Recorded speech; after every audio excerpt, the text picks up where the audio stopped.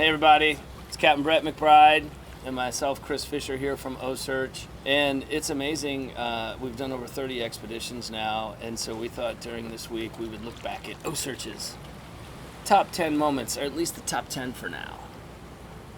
Captain Brett? Number 10. Tell us when to rip, Brett. Tell us when to rip. Oh, God, look at that cradle.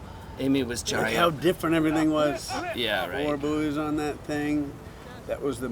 That was when we assembled the cradle out of ladders and things we had on the deck, Yeah, and that old cradle we disassembled. Yeah, we disassembled it and made this.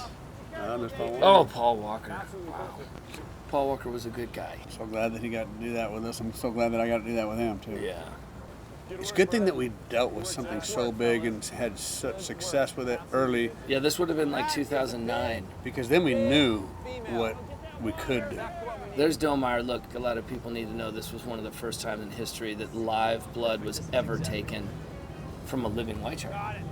That was cool. Blast from the past. Yeah. I didn't know we were going to see that one. This is South Africa. That's a robust shark. That might be as big as any shark we've caught. So this is Africa.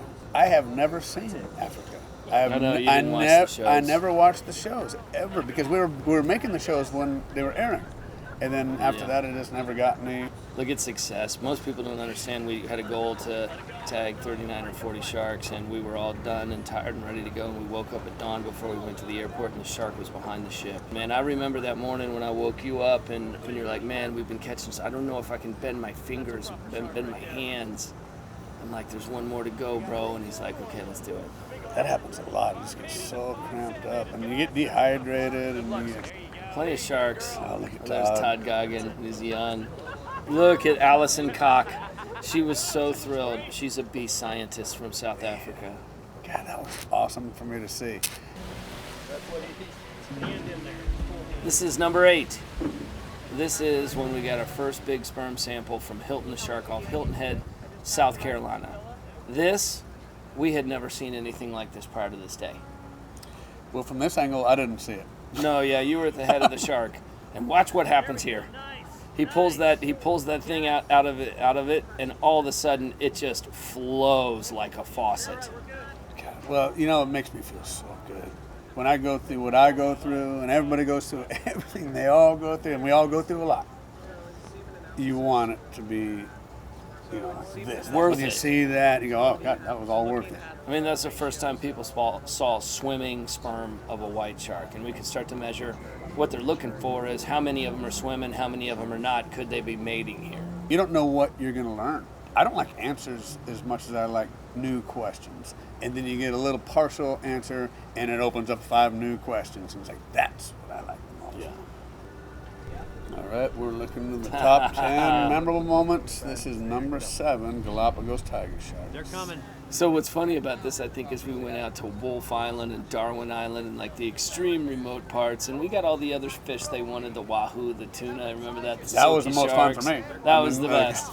But at the end, we needed, what did they want, 5 or 6 tiger sharks, and at the end we only had 1, and we had a day left to go, or 2. Sure enough, here we were on the last day.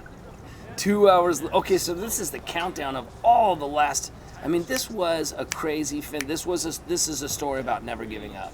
And the last one we got, it was probably 11 o'clock at night or something like that.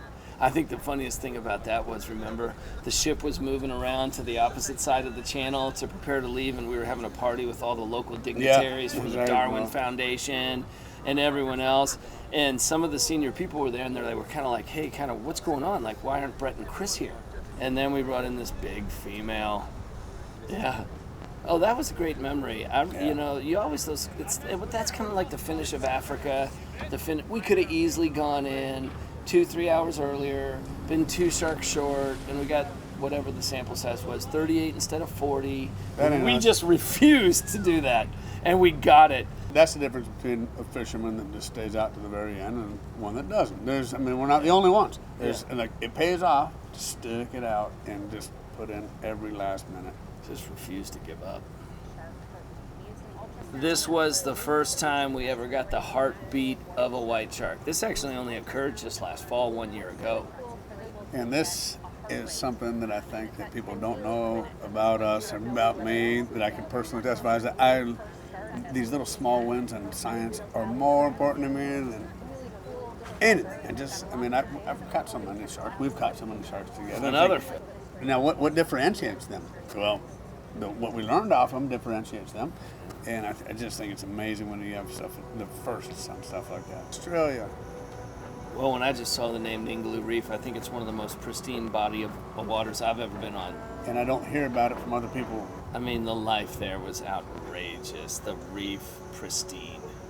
I mean, I think as far as working anywhere in the world, I don't know that I've seen a place that felt like closer to virgin.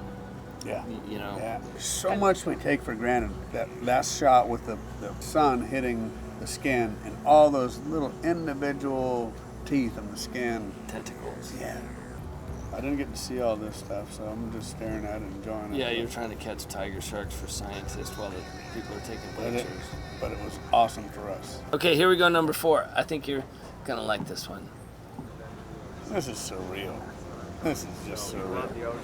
Jimmy Buffett on the boat with us up Montauk. Confirming the white shark birthing site and nursery. I didn't even know what to say to him. I was like, oh, I'm a big fan of yours. He's awesome. He was so chill too. He said, I'm going to name this song JD. He said, I'm going to name this shark JD after my father. Yeah. Because I'm the son of a sailor. Remember when he said, you're like, and oh my God, the guy speaks in songs. Remember when it happened? The bait was on the bottom, and the shark had grabbed it and brought it up to the surface and started swimming across the surface, obviously. He's like, is that a shark right there? And I was just looking at him like, man, he's like, I'm hanging out with Jimmy Buffett. Hanging out with Jimmy Buffett. I'm not shark fishing anymore. And all of a sudden he's like, is that a shark? I'm like, yes, that is. Oh my God, we got one. I wound it up and like, he's on. Here's to you, Jimmy. I'm sorry it's not a margarita, but it is, I'm a Kentucky boy, so it's proper bourbon.